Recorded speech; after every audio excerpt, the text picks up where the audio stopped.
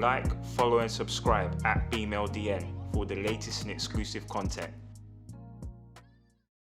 Yes, people, welcome to another episode of Beam. I'm your host, JR. I'm here with a very, very special guest, a lady that's known as a cycle breaking coach, a founder of a great organization called You For Us, and co-author of a great book called Black British History, the one and only Paula Perry. How you doing? Greetings. Thank you for having me. Good. Well, thanks a lot for joining us. Really appreciate you coming through today. I want to start right at the beginning, if I can, and talk about your childhood. Okay. So how was it like for you growing up? So I was born and raised in South London. Growing up was actually quite nice up until my early teenage years, where people may classify it as growing up in a disadvantaged environment. I moved around a lot in my early teens, so I went to 3 different secondary schools, so that was quite difficult for me. And apart from that, has been challenges in my childhood, but I overcame those. So you're known as the cycle breaking coach.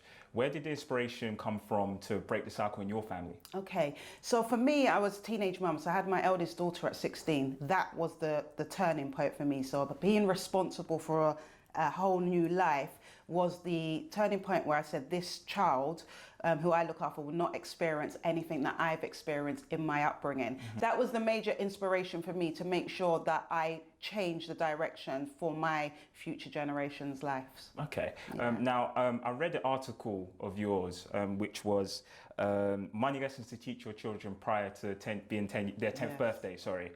When did you get your first money lesson? I think I got my first money lessons when I saw how money was being mismanaged in my home.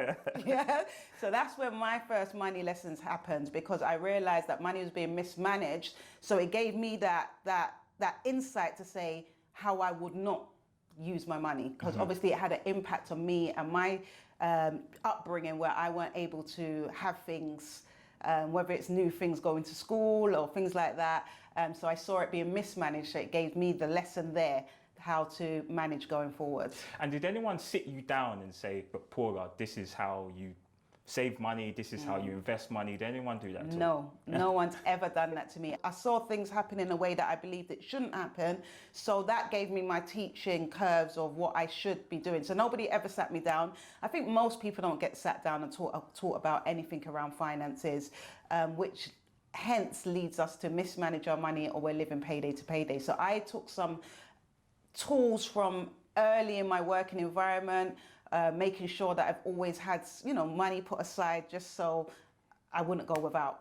You took that and I suppose started to think, do you know what, actually I can start teaching other people about financial management. What drove you to do that? Yeah, exactly that. I just done things in my life that I thought, where I'm coming from, I shouldn't have been able to achieve certain things. So what I done with that is, if I can do it, everyone else can do it. It's just that we're not taught these things. So hence why I started my financial seminars called Stepping Towards Increased Finances, to show other people that you are also able to increase your finances if you have the right information, the right tools, and some practical steps. Okay, so what would you say is the key things that you wish someone taught you earlier on in your life that you know now about money and financial management? Okay, couple of things. So avoid consumer debt.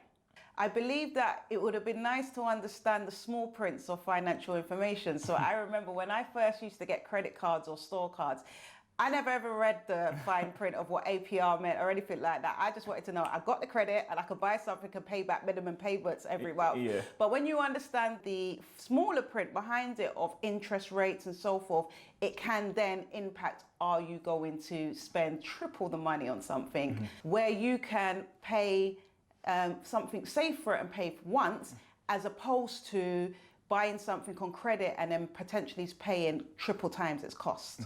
Saving as well, having emergency funds. A lot of us don't have emergency funds, so when something happens unexpectedly, that you've already got the money there. So that sends us in a lot of a spiral when we don't have emergency funds. I had a similar experience to you. No one sat me down and talked about money with me, or what to do with my savings, so to speak. And I feel that's something that's common in the Black community especially. Why do you think it is common for people to not talk about money in the Black community? Because in the Black community, we've got this thing where you're not to talk your business. You don't chat your business, you keep your business to yourself, you don't let people know when things are going wrong. And that's the reason why I do what I do, because it's about seeking help. Sometimes when you seek support, it can allow you to grow. And oftentimes we suffer in silence. And what that leads to as well, especially within the Black community or anyone as well, it leads to us feeling, you can feel, your self-esteem can go low. You feel embarrassed. You feel guilty. And that, again, when you have those emotional thoughts and that mindset around things, it even stops you further from trying to reach out. So hence why I do what I do. So it allows people to feel comfortable and confident that, you know what, let me reach out and seek some help, or let me listen to something and grow yourself. Because I always believe, hence why my organization is called You For Us, because I believe when you are in your best place, we can be in our best place. Your children, your family members, peers, and ultimately the wider community. You For Us. Tell us about why you started that. Okay, so I started You For Us in 2014, and I didn't have my first event until 2016, because you get that little nerves, fear, does anyone want to listen to me? So I didn't start. My first event was in 2016, which was called Stepping Towards Increased Finances, which was sold out a month in advance of the event. So that kind of was a real good boost. So it was my first event. The reason why I started it is about breaking negative generational cycles, because I can see that when with lack of knowledge, we pass on different things that we do, and it passes on from generation to generation. And some of these things are negative. So whether it's with our finances, with our parenting, with lack of knowledge, it's about breaking negative cycles so the next generation can thrive upon. Because personally, I believe that each generation needs to step up. So they build upon it for the next generation also. The name You For Us means, I believe when you are in your best place mentally, physically, emotionally, and spiritually, it has the impact on us, us being your children, your family members, your peers, and ultimately the wider community. So that's what I do, why I started it. I run financial seminars, I go into schools, I do one-to-one coaching. I also do teach Black history to Key Stage 3 children and adults on a Black Studies course. And I do things around parenting as well. In terms of breaking the cycle, because you mentioned you started your company in 2014, then actually didn't do your first event to 2016. Yeah. What was that period in between like? What was the barriers that was stop holding you back? So the barriers was my own self-belief. Basically, I knew what I could do. I knew that it would be beneficial, but we all go through this fear moment when you're starting something new. So it was breaking past that to say, you know what, Paula, you need to start somewhere. You need to do it. So it was my own self-talk, my own self-doubt that I had to overcome to, just come out of my comfort zone, stepping out of comfort zone.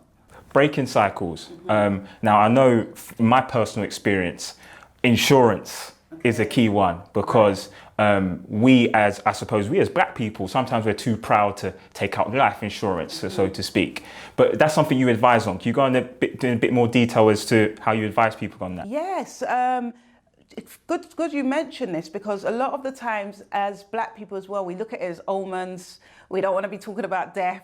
We're bringing things upon us. And the reason why these things are very, very important, there's a number of reasons, is that I look at it as that you're planning for the future. It's your own financial planning, because you're planning ahead for those that you love that you're leaving behind. So that's one thing. So I always like to just take that out of the mix that we're talking about death and like no one wants to talk about death. So what I do, I provide free consultations where I give advice, guidance, and can put policies in place. There's a number of different policies when it comes to your personal protection, especially if you have families, if you have children. A lot of people now are being diagnosed with critical illnesses at early ages. So there's things that can protect you if you are diagnosed with a critical illness, for example, and you are the breadwinner in the home, that you can have your financial circumstances are covered to allow you to still maintain and look after the home. Because most times when we do have illnesses and sicknesses, for example, we, instead of concentrating on getting better and healing, we have to run back out because bills have to be paid. So we can't focus on our health. We have to run back out for things to be paid. So it's about that life insurance, leaving a legacy for your children, so the most key thing for me is that we're not leaving a burden or, you know, putting anybody else in debt in our family when we pass away. So we're having those provisions put in place in advance. How do we go about normalizing that conversation? And what I mean by that is it's not a normal conversation that I would have with my mum or dad, Yes. or you may have with your children, Yeah. depending on who you are. Especially in the Black community, how do you go about normalizing this sort of mindset, I would say?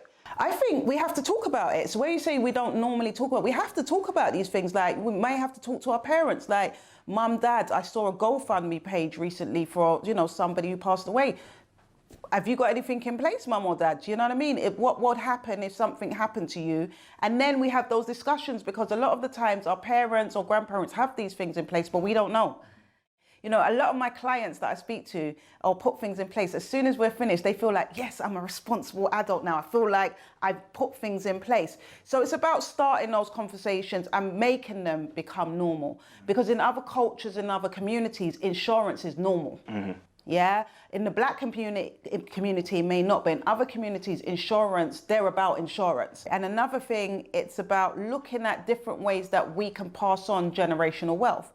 Because sometimes when people get inheritance through, you know, their family members, it's not always through bricks and mortar or a business that is left. It could be their parents' life insurance that gave them their first injection. So when I was doing my research, I found that you had a great opportunity to go to Ghana. How was that for you? Tell us what that was about. That was absolutely amazing. So I was going to Ghana, and there was a girl project called 5 Girls Projects who does queening training in Ghana. They work with a local community school. So I reached out to them and said, I'm going to Ghana and I would love to go and do a workshop with the girls in the school. Absolutely amazing experience. So I went to the school. It was in the rural part of Ghana. A community school, so it's 2 gentlemen who set up the school for children who may not be able to afford to go to school, so they go to school in this community school.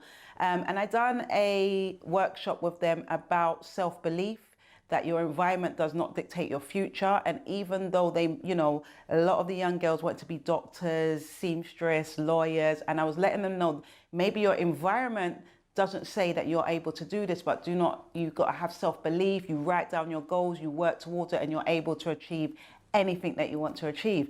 Now, I was expecting 25 girls. That was the amount that I was told. When I got to the school, there was about 56 young girls all beaming at me, and I was like, oh! But it was a beautiful, beautiful experience, because many of those young girls wrote to me and let me know that now they've gone into mainstream school, they're working towards what they want to achieve, and how it gave them a sense of self-belief and pride in their self, that they, you know, their environment does not dictate their futures. So that was an amazing, amazing experience.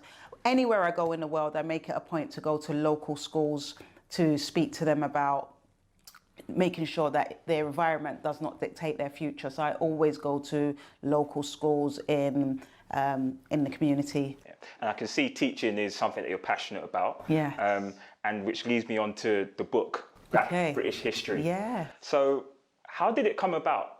So originally what we done, it was content we was creating for the classes we were teaching. So I teach Black History to Key Stage 3 children at a supplementary school. So originally it wasn't a book, it was content to teach. So as we must have got to maybe class 10, we was like, you know what, this is rich information, very, very rich information. So we thought, let's develop it and turn it into a book, because many people don't know about this information. And it, furthermore, it was more around representation as well for the wider community. It's the first of its kind. It's written in line with the national curriculum. So we've written, one of the authors is a teacher, ex-teacher. So it's written in line with the national curriculum. It's a textbook, so it has text, sources, activity, questions. So the reason why we wrote it as well, because in schools, and I'm sure for yourself, JR, when we're taught about history, it's rather slavery or American civil rights, when there's so much history here in Britain. So for example, everyone knows who Rosa Parks is, but many of us are unaware that there was a bus boycott in this country in 1963 that was inspired by what was going on in America. that's something we should know about. Yeah. Many people are unaware that it's a Ghanaian surgeon that pioneered the keyhole surgery. That's something, so those young black aspiring doctors, aspiring surgeons, that's something they can look up upon and feel like, oh, wow, Yeah. you know, that's someone to look into further or to research further. So the book was really around representation. And for me personally as well, most of our children sometimes are on the gadgets. Yeah. So many adults are unaware of the information. So it's a nice thing to learn with each other as well, parent and child learning together, and also bringing the information that they learn to the older generation, having a conversation with grandma, granddad, you know, did you listen to ska music and so forth, like, so it brings a conversation about in the community as well. Like for me, I've read the book. It's an amazing book. Excellent. And to learn about Lord Kitchener, Lord Woodbine, just in Calypso, and the influence that type of music had on British culture was fascinating to me. Yes. And I feel, for me, being a Ghanaian as well, Black History Month, we're in Black History Month, knowing that a Ghanaian was part of starting that in regards to, you know, bringing that to the fore in Britain was amazing. Your co-authors, because they're very much people that are entrenched in Black history as well. Yes. How did you meet them? So one of the authors, Robin Walker, we all studied our Black history underneath him. And part of that process, when we finished, I studied with him for 3 years. And at the end of that studying, we started teaching young people. And now I actually lecture his courses as well, the economics classes of his course. So it's an amazing thing to me to say, you know, this is the man that I admire, he's my mentor, and now I've got my name alongside his on a book. So he has many books, really, really good books. One I'm just going to mention is called When We Ruled. So I definitely recommend that book to anybody who's interested in knowing about their history. That has a vast amount of information in it. One thing that for me was new growing up is a mentor. Okay. And having a mentor. Yes. Why do you think it's important to have a mentor, number one? And secondly, how has it helped you move forward? Okay. So I think mentors are important to be able to give advice and guidance to a young person. It's someone that you're able to feed off. You're able to give them your ideas. They're able to inspire you, to motivate you, to raise your aspirations as well. So it's always good to have a mentor, like as a role model, someone that you can look up to, or especially if they're in the field that you would like to get into. So I'd always recommend, you know, having mentors, but seeking out mentors that are in the fields that you're interested in as well. So they're able to give you insight and foresight into the arena that you want to get into. And Jaya, what was the second part of that question you asked? How has it helped you? Oh, how's it helped me? It's helped me greatly. So especially with Robin being one of my mentors in history, him being a speaker as well. So when I first started speaking and so forth, learning tips from him about doing that, going into the speaking arena, teaching arena, and it's been really, really helpful. So I have different mentors in different areas of my life. So I have a spiritual mentor, I have a business mentor, I have a personal mentor. So different mentors help me in different arenas of my life, and I feel that is very, very vital. We should all have a mentor in life. Jumping back to the book, it's written in line with the national curriculum. Yes. But as far as I'm aware, some of the material or most of the material is not being taught in schools presently. Yes. Why do you think that is? So there's two things. I don't know if people recognize that within the curriculum, there is scope to teach Black history. Yeah. So there is criteria that says, you know, to teach about world civilizations. So when we're talking about world civilizations, then we can easily talk about the Mali Empire or the Songhai Empire, because we're talking about empires and those were empires. But the second element of that is if you don't know it yourself, then potentially you're unable to teach it. And then I don't know if there's a nervousness of wanting to be creative in the class of teaching different things.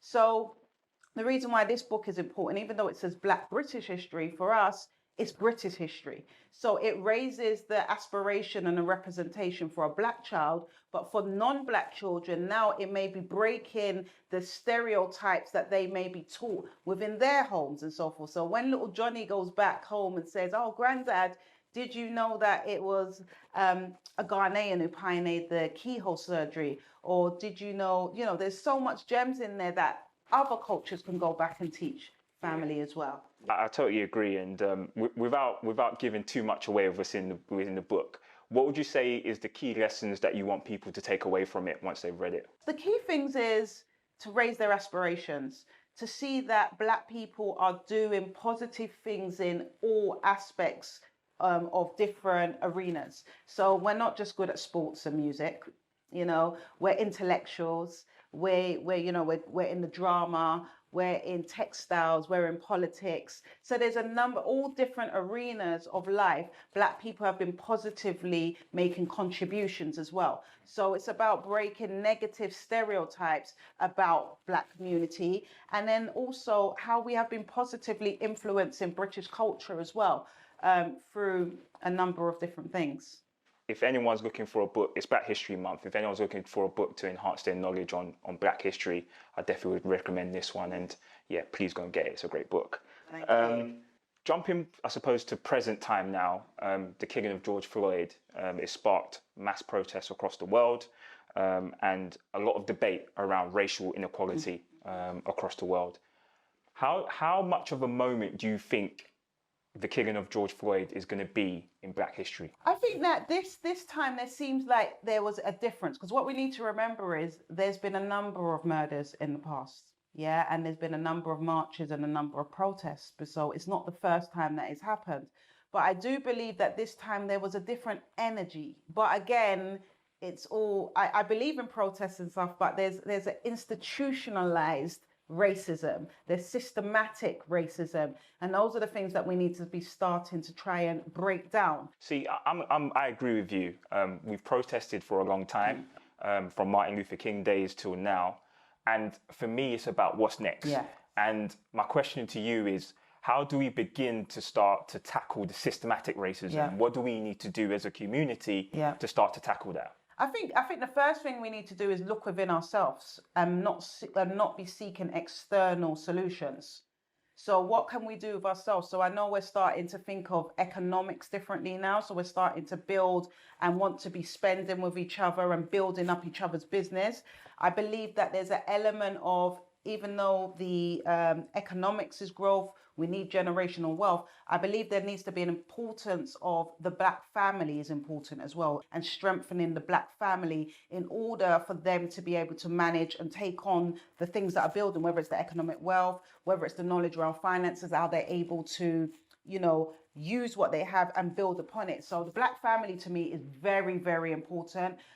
Raising children that have self-esteem, self-worth, and they're seeing positive Black relationships as well. So for me, hence why when I do You For Us as well, and breaking negative generational cycles, that's one of the things as well. I believe that in the Black community, sometimes things that are negative have become normal.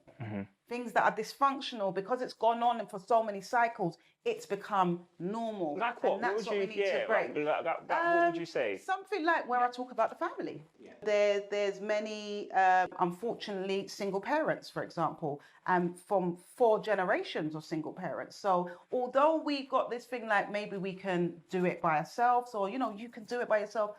For me, it's, although you've done a good job, you've raised your children well, but you can't have wanted to do it by yourself. Does that make sense? Yeah. So we need to start rebuilding the Black family. Black love is important as well, because as far as I'm concerned, when you've got 2 parents feeding into a child, and then their parents potentially are married, that's 6 adults feeding into 1 child. That's very important. And they're seeing aspects of male relationships, female relationships, and you grow holistically. Does that make sense? Yeah. I don't go deep here. No, it's good. It's good. So you grow holistically, and I think that's an important part for us to be building as well. Yeah. Also, I've heard the debate about education, whether the onus is on the curriculum to teach Black history, as we've discussed, or if education starts at home. What's your thoughts on that? Education most definitely starts at home. We cannot rely on the education system to give our children all that they need. One thing we need to do as parents is understand our children sometimes. So some of our children may be academic, some of them are more creative, but when you understand your child and their strengths and weaknesses, you're able to help them build upon that. So the school might not be doing that, but you're doing extra activities with them and you're honing in on their creative sides, for example. So it's about, you know, us as parents as well, understanding where our children's strengths lie as well and getting to know them as well. Because sometimes, to be fair, we're so busy, we're out working, we come in, we quickly rush, do dinner, then it's like time to go to bed, and we're not building those relationships sometimes, no fault of our own, just because we have to be out in, doing life. Yeah. But we need to take more conscious effort of building relationships with our children. No, I definitely hear that. So what's next for you? What's next for you for us? And what have you got coming up in terms of projects? In terms of projects, we've got the second book will be shortly released. So it's all complete. We're just waiting for it to be released. So we've got number 2 of the book coming out. And for myself, I'll be doing a lot more seminars around some of the things that I've spoken about in this podcast today, around the family, around breaking cycles in different areas, because finance, I believe, is the core that leads to a lot of ills in our community. So that's hence why I came out talking about finance at first, but there's a lot of other things that complements the family that I want to be bringing to the forefront to help break those cycles as well. Well, Paula, thanks a lot for joining Beam today. Really, really enjoyed the conversation. For those that want to reach out to you, find out a bit more about what you're doing, where can they find you? Okay, so I'm on social media, so that's at You For Us. So that's YOU, the number for us, US. Paula Perry on LinkedIn. And yeah,